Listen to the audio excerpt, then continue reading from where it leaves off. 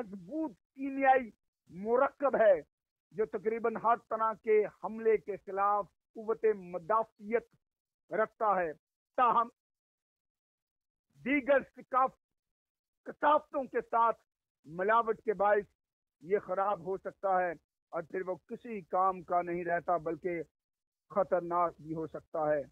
इसीलिए खुदावंद यीशु मसीह के कलाम में मुकद्दस पालूस रसूल ने फरमाया है, ऐ भाइयों, मैं खुदा की रहमतें याद दिलाकर तुमसे इल्तमास करता हूं कि अपने बदन ऐसी कुर्बानी होने के लिए पेश करो जो जिंदा और खुदा को पसंदीदा हो, यही तुम्हारी माकूल इबादत है।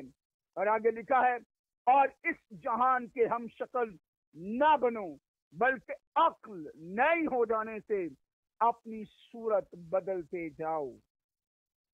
जिस तरह मैंने कहा कि नमक दूसरी कसाफ्तों के साथ मिलावट के बायस खराब हो सकता है, इसीलिए पालूस रसूल ने फरमाया कि इस जहान के हम शक्ल नहीं होना बल्कि अकल नई हो जाने से अपनी सूरत बदलते जाओ।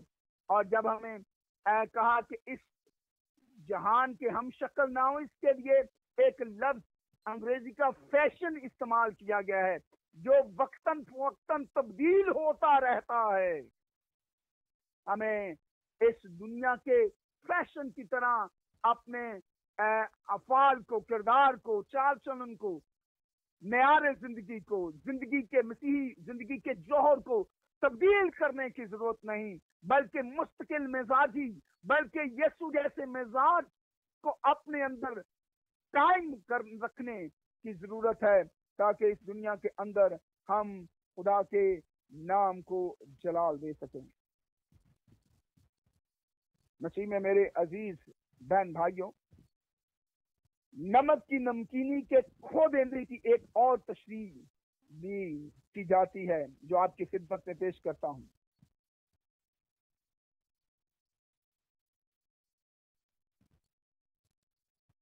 इस्राइल के मुल्क में आम तनूर घर के दरवाजे से बाहर बनाए जाते थे।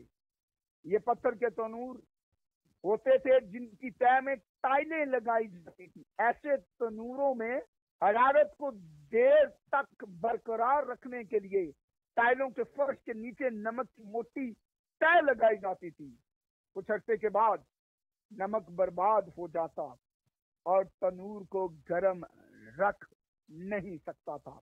इस वक्त तनूर से टाइलें निकालकर नमक को बाहर निकाल लिया जाता था और फिर घर के बाहर दरवाजे के सामने गली में फेंक दिया जाता था, क्योंकि नमक टाइलों को गर्म रखने की सलाहियत खो चुका था।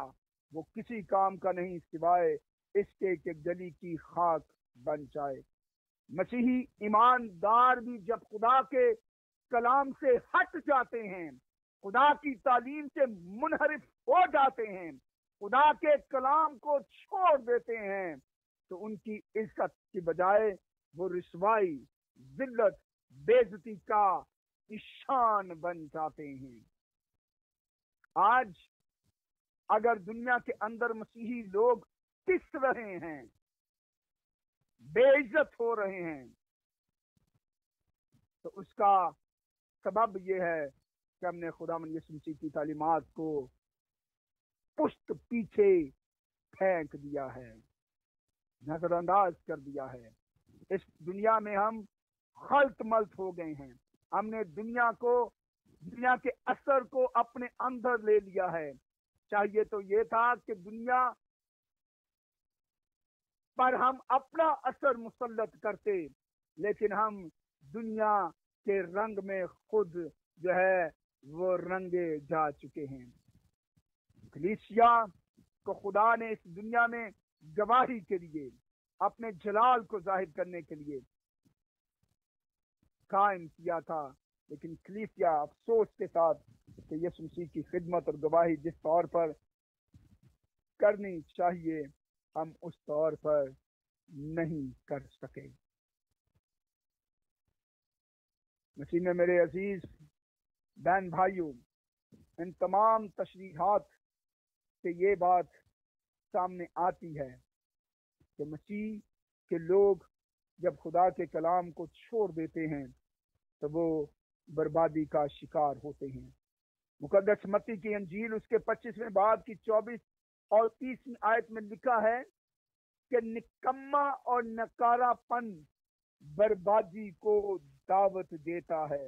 اگر مسیحی بطور مسیحی اپنا فرض پورا نہیں کر رہا تو وہ بربادی کی طرف جا رہا ہے۔ اس لیے بلائے گئے ہیں، ہم اس لیے بلائے گئے ہیں کہ زمین کا نمک ہو، اور اگر ہم زندگی میں پاکیزگی، اخلاقی گرواہٹ کا علاج اور دنیا کو بدی سے محفوظ نہیں کرتے اور زندگی کے اندر بھرپور مزہ نہیں لاتے تو بے نمکینی کے نمک کی طرح ہم بھی بربادی کی طرف جا رہے ہیں، اور آخرکار ہمارا انجام بھی باہر گلیوں میں پھینک دیے جائیں گے کہ لوگوں کے پاؤں کے نیچے روندے جائیں۔ میں خدا کا خادم ہوتے ہوئے آپ کی خدمت میں یہ عرض کرنا چاہتا ہوں کہ اس سے پہلے کہ ہم اس انجام کو پہنچے ہمیں توبہ کرنے کی ضرورت ہے۔ اور مکاشفے کی کتاب میں لکھا ہے، پس خیال کر کہ تو کہاں سے گرا ہے، مجھے تجھ سے یہ شکایت ہے کہ تم نے اپنی پہلی سی محبت چھوڑ دی ہے۔ ہمیں خدا کی طرف لوٹنے کی ضرورت ہے۔ پاؤں تلے روندے جانے کے لیے ابتدائی کلیسیا میں اس آیت کا بڑا عجیب استعمال کیا جاتا رہا ہے، اور میں آپ کی خدمت میں اختصار کے ساتھ پیش کرنا چاہتا ہوں۔ یہودی عبادت خانوں میں یہ روایت تھی کہ اگر کوئی یہودی مرتد ہو جاتا ہے، یعنی اپنے دین کو چھوڑ کر کسی اور دین کو اختیار کرتا ہے، غیر بتوں کو پوجتا، ان کی عبادت کرتا، اور اس کے بعد تھوڑے عرصے کے بعد ازاں پھر وہ یہودی ایمان کی طرف لوٹ آتا ہے، اس سے پہلے کہ اسے عبادت خانے میں قبول کیا جاتا، لازم تھا کہ وہ توبہ کی حالت میں دروازے کے بیچ میں ترچھا لیٹ جائے، اور عبادت میں داخل ہونے والے لوگوں کو وہ دعوت دیتا کہ مجھے اپنے پاؤں کے نیچے روندو، اور لوگ اس کو اس طرح اپنے پاؤں کے نیچے روند کر عبادت کے لیے ہیکل میں جاتے، عبادت سے واپس آتے، اور یہ اس کے توبہ کی قبولیت کا ایک طریقہ کار تھا کہ اس نے اپنی نمکینی کو چھوڑ دیا ہے، لہذا اس کا انجام لوگوں کے پاؤں کے نیچے روندے جانا لازم ہے۔ بعض مقامات پر مسیحیوں نے بھی اس روایت کو اپنایا، اور وہ مسیحی جسے کلیسیا سے خارج کر دیا جاتا تھا، اس کو کلیسیا میں واپس لانے سے پہلے مجبور کیا جاتا تھا کہ وہ چرچ کے دروازے پر لیٹے اور اندر داخل ہونے والے لوگوں کو دعوت دے کہ وہ مجھے اپنے پاؤں کے نیچے روندے، کیونکہ میں وہ نمک ہوں جس نے اپنا مزہ کھو دیا ہے۔ لہذا میرے عزیز بہن بھائیوں، مسیحی طرز حیات کا جوہر یہ ہے کہ مسیحی زمین کے لیے یعنی دنیا کے لیے نمک ہے، لازم ہے کہ وہ اس دنیا میں نمک کی طرح اثر انداز ہو۔ آج المیہ یہ ہے کہ ہم کلیسیا میں کسی کو خارج نہیں کرتے، چاہے ہمارے کلیسیا کے فرد کی 2 بیویاں ہوں، 3 بیویاں ہوں، کرپشن ہو، بد کردار ہو، شراب پینے والا ہو، اور بھی برائیوں میں ہم نے لوگوں کے ساتھ مثلثاً تعلقات کو بگاڑنا نہیں چاہتے، اور ہم نے کلیسیا اور خدا یسوع کی تعلیمات کو نظر انداز کر دیا ہے، پاکیزگی کا معیار کھو دیا ہے، یسوع مسیح کی تعلیمات کو نظر انداز کر دیا ہے۔ مگر سوال یہ پیدا ہوتا ہے کہ کیا مسیحی قدرتی طور پر ہی نمکین ہے یا ان کو نمکین کیا جاتا ہے؟ خدا کے کلام کا اگر ہم مطالعہ کریں تو यसु मसीह के शागिर्दों ने एक दफा यसु मसीह से कहा हमारे ईमान को बढ़ा।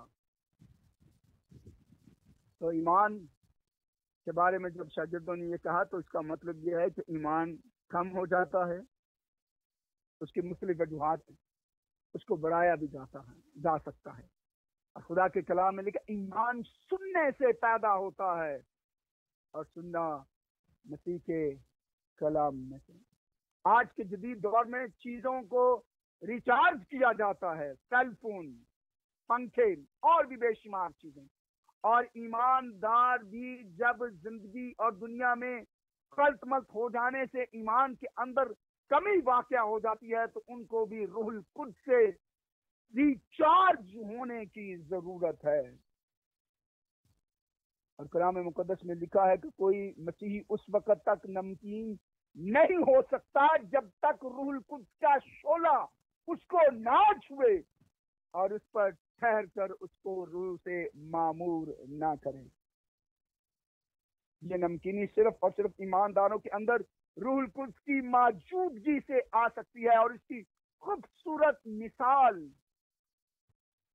इमाल की किताब उसके दूसरे बाब के उस हिस्से में ईद पेंतिकोस्त के मौके पर जब रूहुल कुद्स का शागिर्दों को नमकीन करना, रूहुल कुद्स से उनको मामूल करना, रूहुल कुद्स का उन पर नाज़िल होना, और वो जो डरे सहमे छुपे हुए खौफ की हालत में दरवाजा बंद करके लोग बैठे थे, जब खुदा का पाक रूह उन पर नाज़िल होता है, उनके अंदर पाक रूह की आग का बपतिस्मा उनको मिलता है, रूहुल कुद्स से वो मामूर होते हैं, नमकीनी उनके अंदर आती है तो वो दिलेरी के साथ मुनादी करते हैं। और पतरस के पहले वाज से 3000 लोग जो है वो यीशु मसीह को खुदामंद और निजात दहिंदा कबूल करते हैं। लिहाजा मेरे अजीजों, खुदामंद यीशु मसीह ने फरमाया कि अपने में नमक रखो, ये रूह से मामूर जिंदगी है जिसके बगैर कोई मसीही जो है वो तलावत करदा और मुबारकबादियों के अंदर जो खूबियां पाई जाती हैं उसका हामिल नहीं हो सकता, और ना ही वो मुअस्सर तौर पर गवाही और यीशु मसीह की खिदमत को सर अंजाम दे सकता है। मेरी दुआ है कि खुदावंद यीशु मसीह हम सब पर फजल करे, अपने अंदर नमकीनी पैदा करें, हम खुदावंद के कदमों में बैठें, रूह से मामूर हों, और जिस काम और जिम्मेदारी के लिए खुदावंद यीशु मसीह ने हमें इस दुनिया में रखा है हम उसको सर अंजाम देकर उसकी मुअस्सर गवाही का जरिया और वसीला बने। बहुत सारे लोगों को यीशु के कदमों में लेके आए ताकि खुदावंद यीशु मसीह के नाम को जलाल मिल सके। कलाम मुकद्दस में पतरस के पहले खत उसके पहले बाब की 13वीं से 15वीं आयत में लिखा है कि हम जो पुरानी इंसानियत के घिनौने काम उनको तर्क करके पाक बने, क्योंकि हमारा कामिल करने वाला खुदा जो है वो पाक है। हमें खुदावंद अपने कलाम के वसीला से बरकत दे और फिर हमारे अच्छे कामों को देखकर लोग हमारे आसमानी बाप की तारीफ करें। खुदावंद इस कलाम के वसीला से इन सबों को बरकत दे। और आइए सीधो अपनी आंखें बंद करें, सरों को झुकाएं और दुआ मांगे। और मेरी दरख्वास्त है पादरी जॉन अशरफ साहब से कि वो इस दुआ में हमारी रहनुमाई करें। आमीन। Hallelujah, hallelujah.